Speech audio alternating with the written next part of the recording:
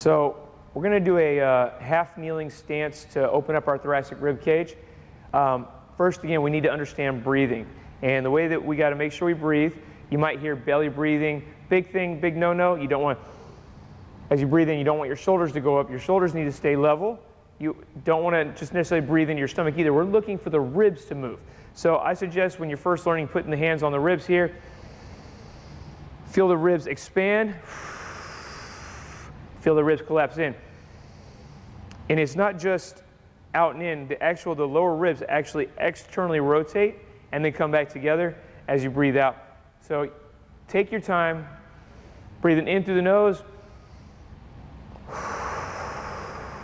to feel that movement there.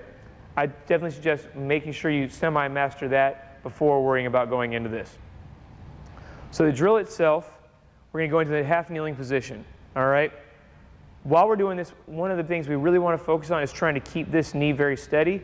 And I will say, if you have knee problems, I suggest kneeling on a pad of some sort. So we're going to take our arms, we're going to put them behind our head.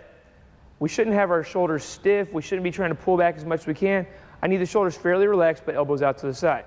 I'm then going to rotate as far as I can. I'm going to turn this way. I'm going to rotate as far as I can to across the knee. Again, we want the knee to stay straight. We don't want the knee flying open to give us more rotation, because we're going to open up that rotation on our own here. We're going to rotate towards that knee. We're going to crunch down on that side. We're going to take a deep breath.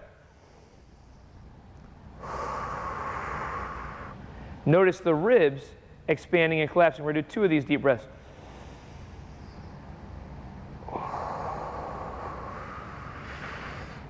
Let it all collapse. You're going to come back up. Watch this. Just rotate it further.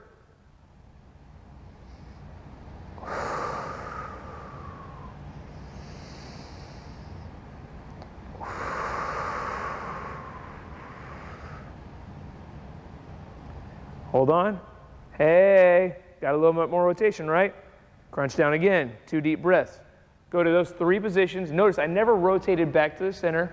I rotated further at each position and crunched down on that side and took 3 deep breaths.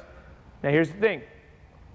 I want you to feel, when you breathe out, you should almost feel on the side that you're bending into a crunching sensation, like your abdominals and your obliques are contracting really, really hard, which will help loosen up this side to help open up that rotation. And here's the thing. I don't just go towards my knee. I'll also do away. So let me turn this way so you see. I'm here. And rotate away from that knee again. We don't want that knee to collapse in or out. We want to just come over here. We want to crunch down.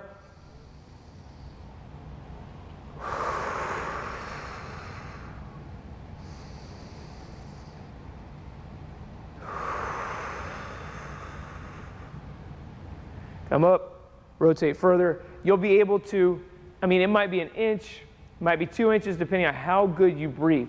So that's going to be the determining factor in a lot of this, is how well you breathe. Make sure you breathe in through the nose, out through the mouth. I suggest 3 to 5 seconds on the way in, 5 to 7 seconds on the way out.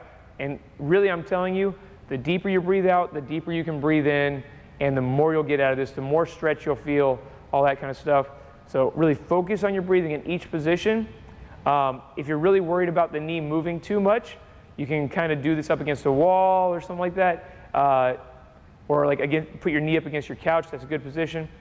So just take your time, breathe, and watch that thoracic rib cage open up so you can rotate better in your golf swing. Thanks.